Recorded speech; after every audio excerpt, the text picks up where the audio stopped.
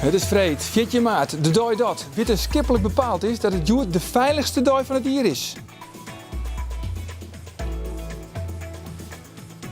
Het is ook de dag dat bekend worden is dat de Ljouwerterwiek Skieringen de minste wiek van heel Nederland is voor opgroeiende band. En in Bient zullen we het haar over het gedonder in de scootje vroot.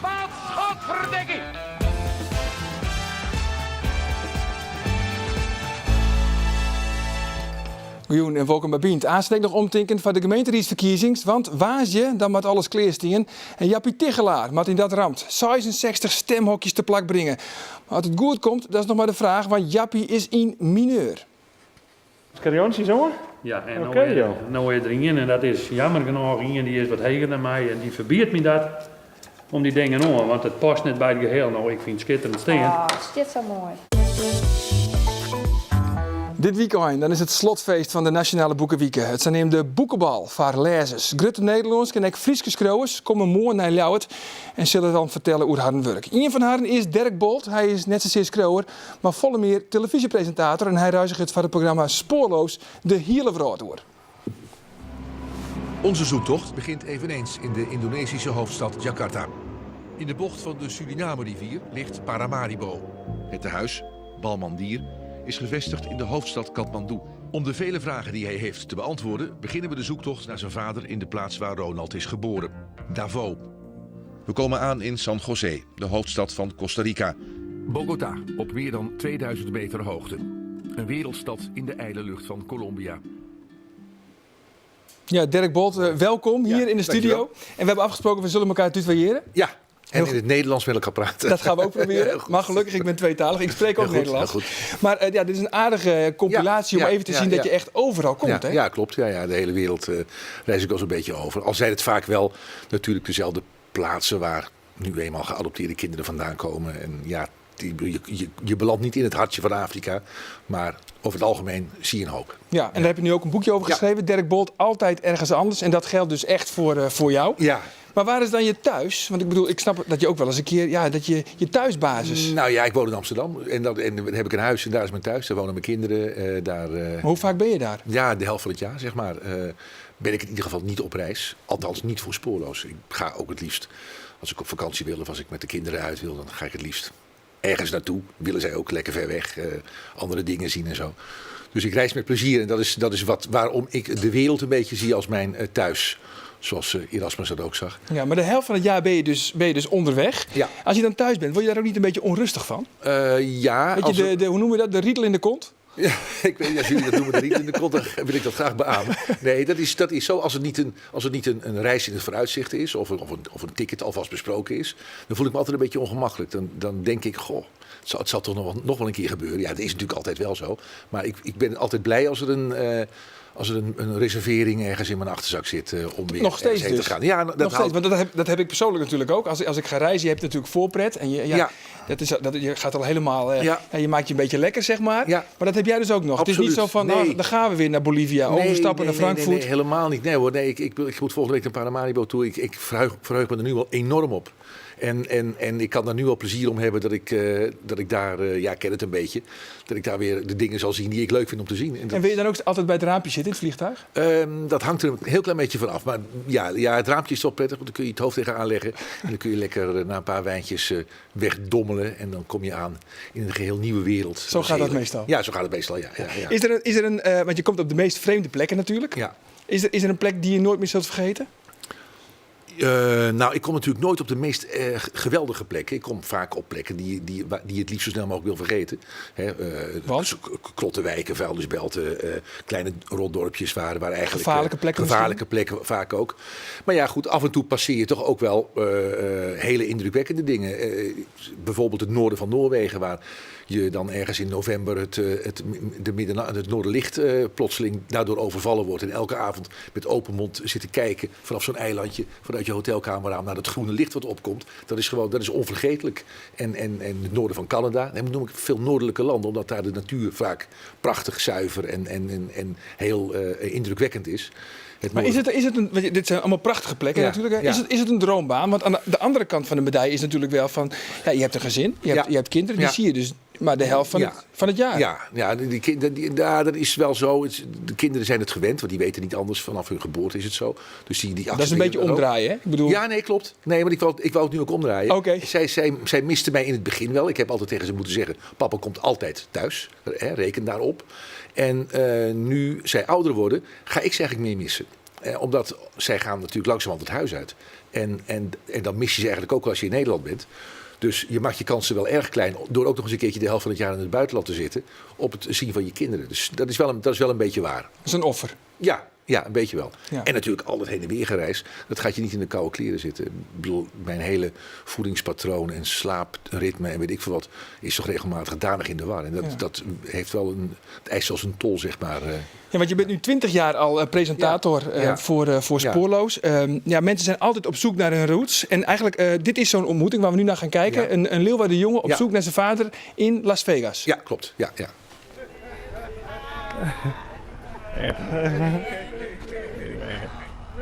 All right, good to meet you, man. Good to meet you too. All right, I'm happy, man. I'm happy.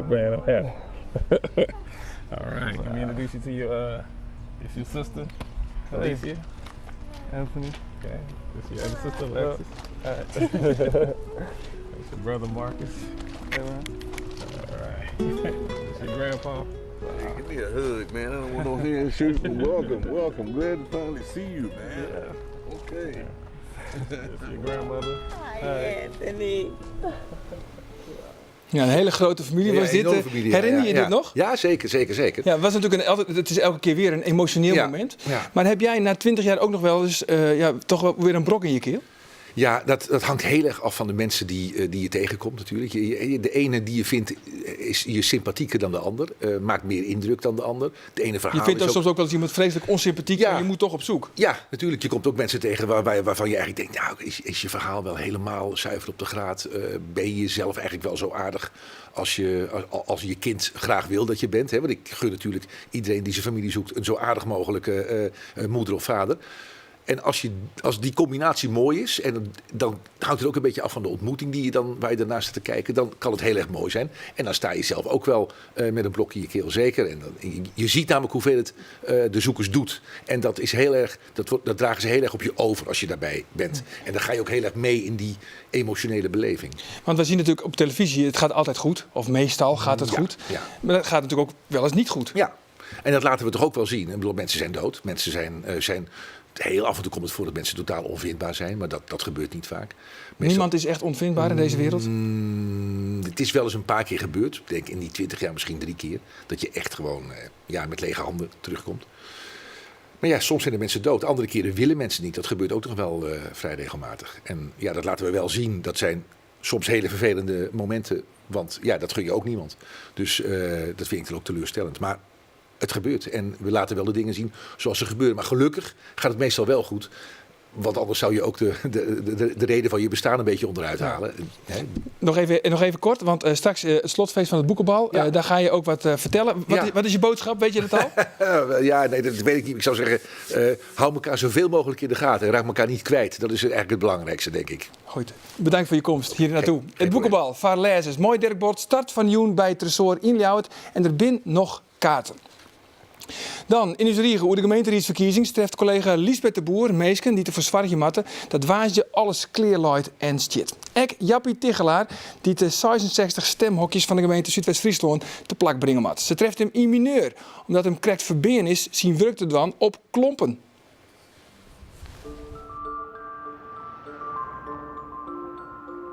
Je wilde ons graag de achterkant laten zien van het stembureau. En waarom was dat?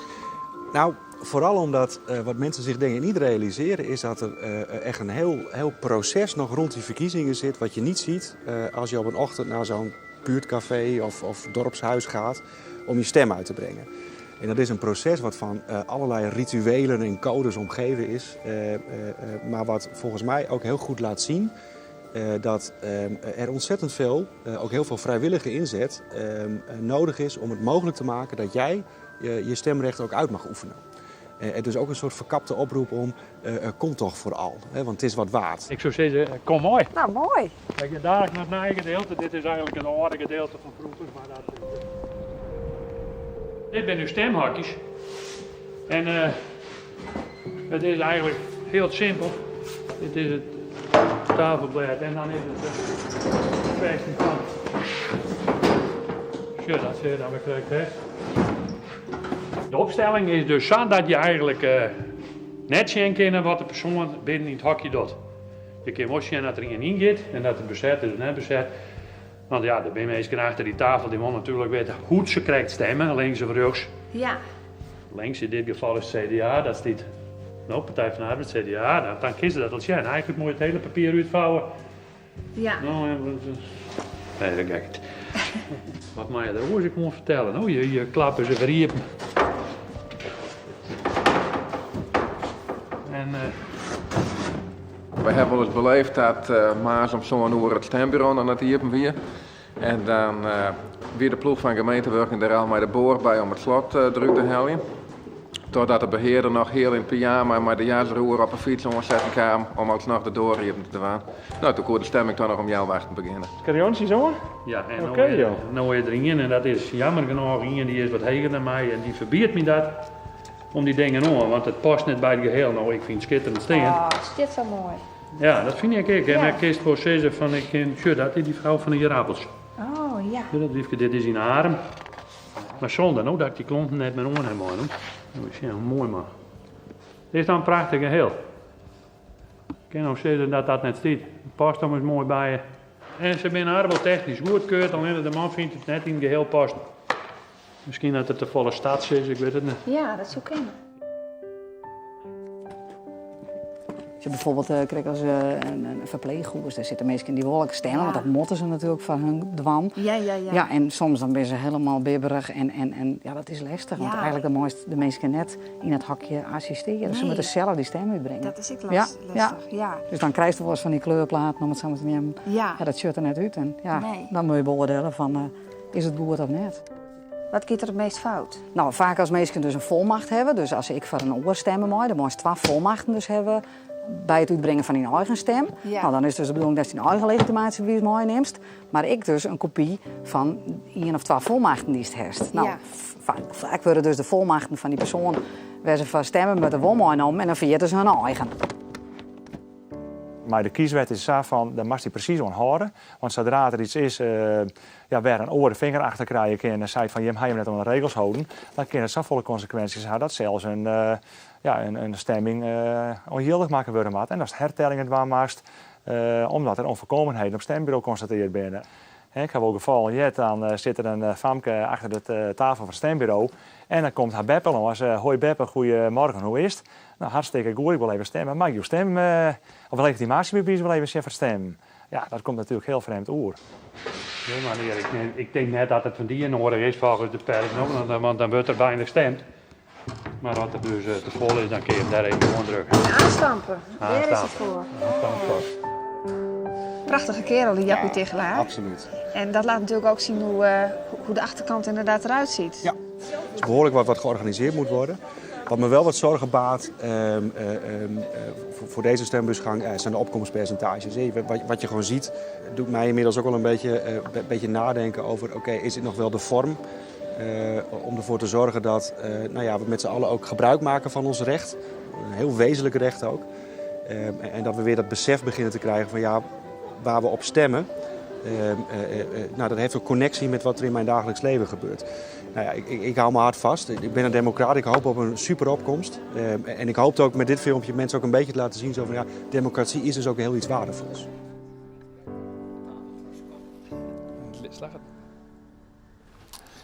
Het lieke sa goed te gaan met de IFKS. Na het reageren is de Scootjeclub financieel weer zoen. Maar zoend de ledenbijeenkomsten van Oud-Ondersneun is alles weer oors. Het bestuur kwam het in onvaring met een groep ontevreden skippers.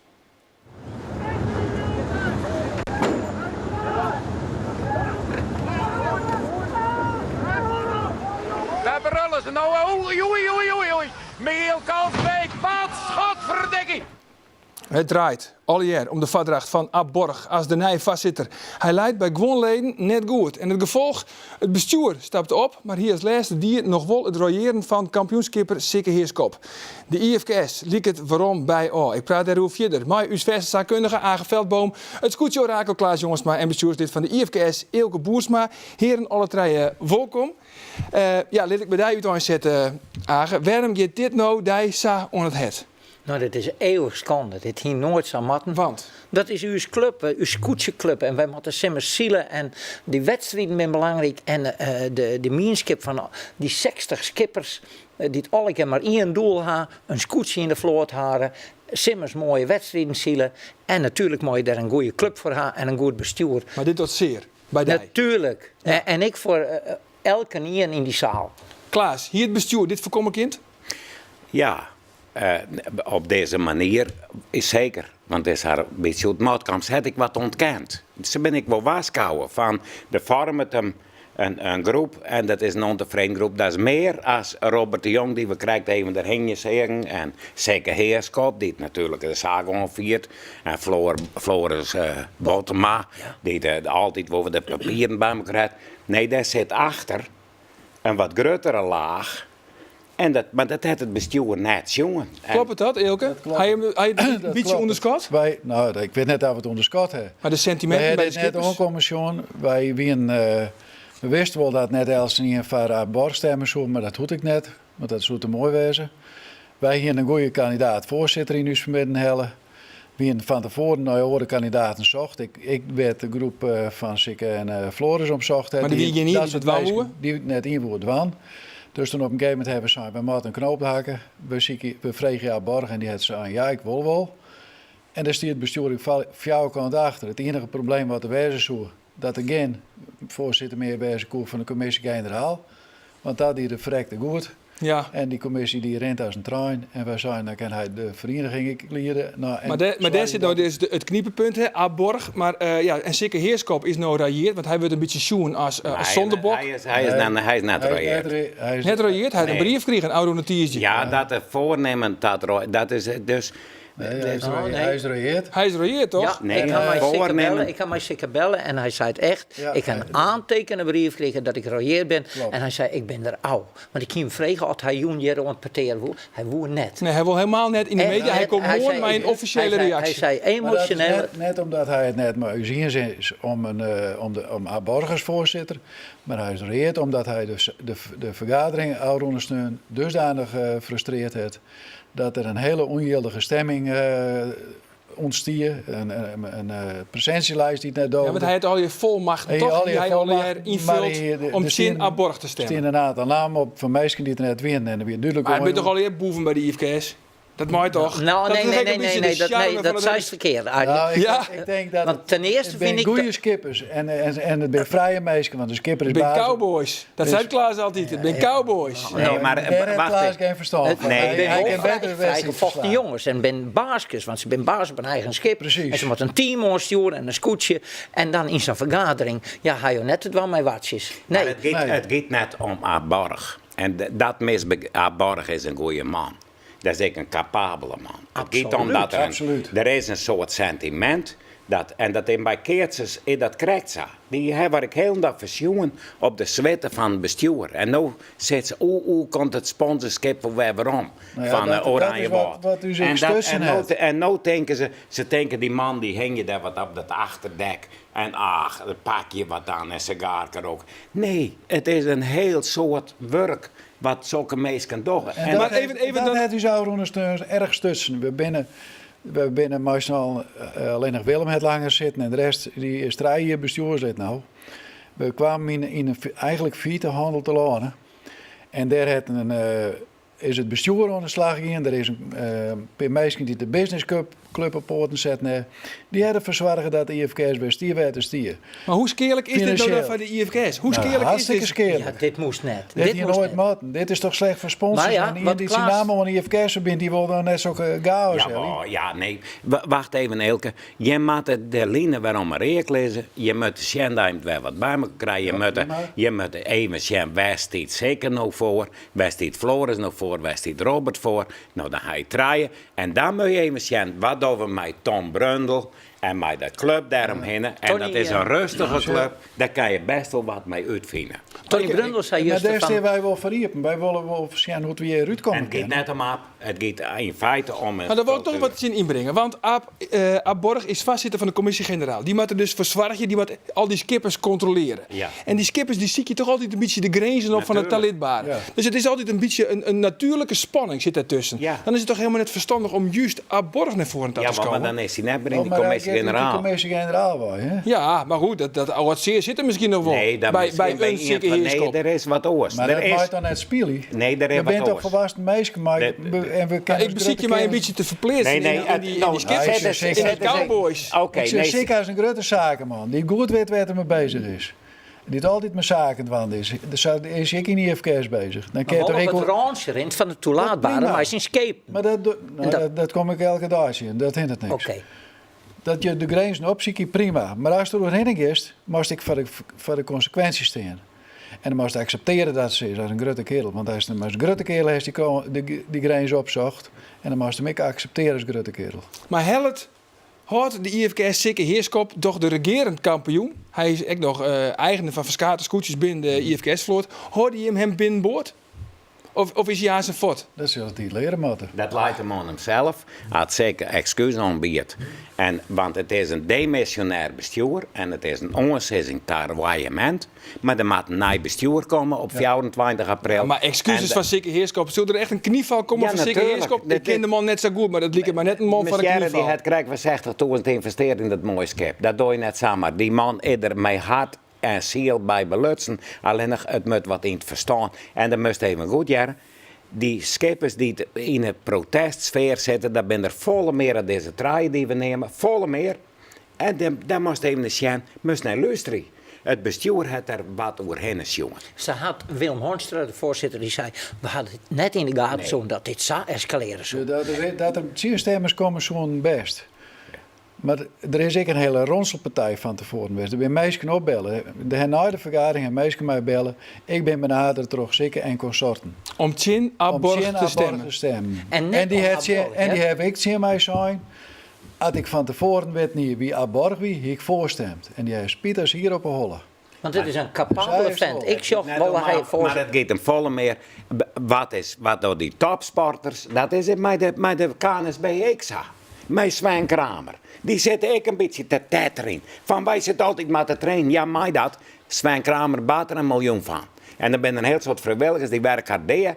En dat zien ze net. Waarom net? Omdat ze zelf dag en nacht op dat ijs zijn. En zeker eerst die besteedt ton aan die schepen. En die denkt dan maar dat die mensen op het achterdek van zijn sleepboot, die hang je er maar wat. Maar dat is net zo. Maar met nou zeker Heerskop een knieval maatje richting het bestuur en kind Abborg dan alsnog vastzitter werden? Ja, natuurlijk. Of is hij sabot beskerigen dat Nee, dat Abborg. Ik er nou wel verheerd om vastzitten te worden. Ik heb hem Alleen er zelf wel wat gebeuren moet dat wij als bestuur steun krijgen van de leden. En zeker naar Abborg met steun. Want die heeft natuurlijk, die is beschadigd door ondersteunen. Dat de leden had het vertrouwen en dat is het in hele het bestuur. is gecoffeerd. Zo viel ik het wel.